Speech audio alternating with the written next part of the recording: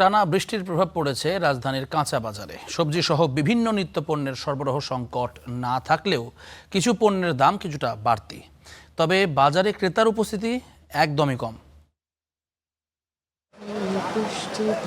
টানা বৃষ্টিতে রাজধানীর কারওয়ান বাজারের বেশিরভাগ এলাকায় তলিয়ে গেছে পানিতে। এমন পরিস্থিতিতে বাজার অনেকটাই ক্রেতা শূন্য। বিক্রেতারা বলছেন, বিভিন্ন জেলা থেকে পর্যাপ্ত পরিমাণে সবজি ও অন্যান্য পণ্য রাজধানীতে পৌঁছাচ্ছে। সরবরাহে বড় ধরনের সংকট না থাকলেও ক্রেতা কম থাকায় আশানুরূপ বিক্রি হচ্ছে না। মানে নামেও না, আর কাছে আসতেও পারো না, আর প্রত্যেকটা দিন হিসেবে লসে আছে।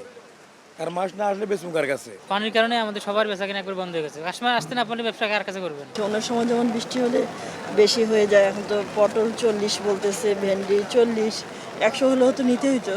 অন্যদিকে যারা প্রয়োজনের তাগিদে বাজারে আসছেন তাদেরও পোহাতে হচ্ছে চরম দুর্ভোগ। নোংরা পানি মারিয়ে বাজার করতে গিয়ে ভোগান্তিতে পড়তে হয় তাদের। কারণ বাজারটা প্রায় হাঁটু পানি হয়ে যায়, যে বাজার করতে আমাদের অনেক সমস্যা। ওয়াশরুমের পানি মনে করেন যে বাজারে পাবলিক টয়লেট আছে, টয়লেটে ওয়াশরুমের পানিটা নিয়ে বের হচ্ছে, পাবলিকের রোগ জীবাণু বাড়ছে। সিটি কর্পোরেশনের উদ্যোগ নেই। ব্যবসায়ীদের দাবি, বাজারে জলাবদ্ধতার সমস্যা নিরসনে কার্যকর ব্যবস্থা না নিলে পরিস্থিতি আরও খারাপ হতে পারে। কেউ পরিষ্কার করে না, কোনো সিটি কর্পোরেশনের লোক এখানে আসা হয় না, দেখো না। কাস্টমার আসতে পারে না, দোকানদাররা ঠিক মতো বেচা কিনা করতে পারে না, অনেক ঝামেলা। টানা বৃষ্টি অব্যাহত থাকলে অনেক নিত্যপণ্যের দাম বাড়তে পারে বলে আশঙ্কা ব্যবসায়ীদের।